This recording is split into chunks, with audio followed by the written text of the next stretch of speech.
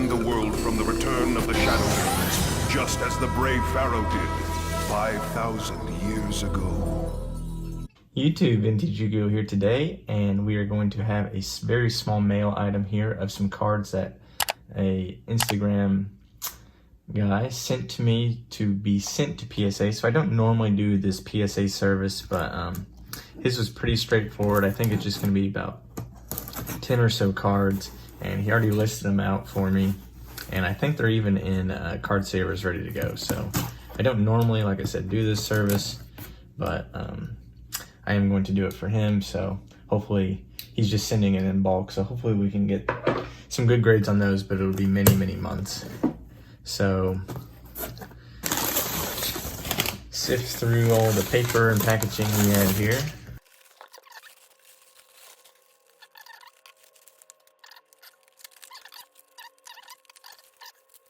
After we get through this and go through his cards very briefly, we are going to have a PSA return of my own. So this is kind of like a full process here. This is the pre-submission, and then we are getting a submission of my own back. So he is sending off a Yada, beautiful secret there. A looks like a reprint unlimited Trihorn Dragon. Looks like another reprint polymerization. A gold Red Eyes Black Dragon, used to be B, but they've changed it now on this maximum gold reprint. Then we have a beautiful BP2 Summon Skull. Looks like a reprinted Shinado Unlimited. A Ghost Blue Eyes from Haunted Mine, I think. This is a really hard card to get in 10. It doesn't look like this one will get a 10, but I don't really think his intentions are to get 10s on all these. Just some nostalgic cards that he once graded. Harpy Feather Duster, Obelisk, Winged Dragon of Ra, Blue Eyes Shining from the movie. We have the Magnet Warriors. It looks like those have always been some favorites of mine. First edition Karibo, a unlimited Blackluster Soldier, BPT Jinzo, and a McDonald's promo pack 1 Dark Piercing Light. So like I said, doing that for him. I don't normally do it, but if it's something really straightforward, I don't mind doing it. It's not too hard to keep organized. And without further ado, we're going to get into my own submission. So we had some pretty big hitters here. This was a $75 per card express. I already know the grades. They're not good, so PSA has not been too kind with me. I know I just posted another PSA return video about a week ago probably. I don't know when I'm going to post this exactly. And they were much kinder on that one, and I thought they were even strict then. So without further ado, we're just going to get right into it. So we have a Monster Reborn here, a wavy variety, and this one is not mine. This is for another one of my buddies, and we thought it could get probably an 8 or 9, and just like everything in this submission, it got about 2 grades lower than we thought we would. It got a 7, so not a great start there with the Monster Reborn. And here we have a beautifully well-centered needleworm. A lot of people asked last time on my video if stuff was going to be for sale or not.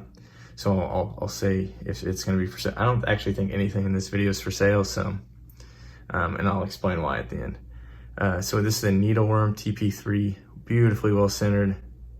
I thought it had a chance to get a 9, maybe even squeak out a 10, but they were just super harsh with it. It's got that little white nick down there on that corner, and just it's got a 7. So just a pretty. If you want to see $75 get lit on fire each card, you're at the right spot. Anti-Regeki, I thought this could possibly squeak out a 10 as well. A little off-centered. This one I can actually probably agree with overall. Probably deserves the mint 9. I think this got an 8.5 at BGS, and this got I think a 9 or 8.5, but I'd much rather have a 9 PSA than a 9 BGS, so I figured I would try it with PSA. So this is a card I did not pull. Let's see. And full hollow bleed, really beautiful card. It has some back scratching that you're not gonna be able to see inside this case. But I kind of put this in there thinking it would get a 9, and then PSA would look at this like, okay, that got a 9. All these other cards are in better condition. They should get 10s. So this got the 9. So I was, once again, probably another really fair grade. And then, so I sent 2 Buster Bladers in here. And one I pulled and one I bought. And not sure which is which anymore. Both were really good condition. Both definitely have centering within the realm of PSA 10 candidates. And both got 9s. So this one's a little worse off high to low than this one. But in my opinion, one of these two should have definitely gotten a PSA 10. I mean, pack fresh, pristine cards. Mint 9s. So you guys see what the trend is here. We got some 7s and 9s. Here's another card that I pulled in my, it was a 36-pack booster box.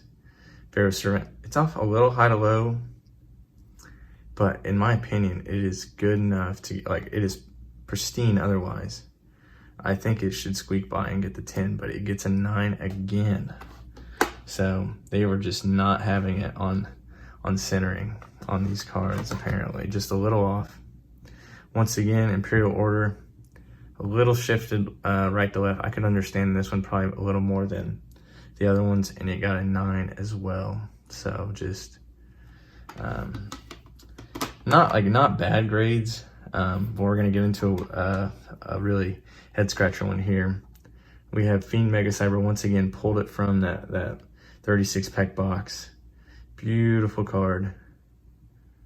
Beautiful card. In my opinion, I don't see anything wrong with it. Nothing wrong with it. And guess what we get? A magical 6. A 6 on this thing. And if you guys read, I'll link this video of me opening this. I literally took these cards straight out of the pack and put them into top loaders or card savers to be sent off. So just a real head scratcher there.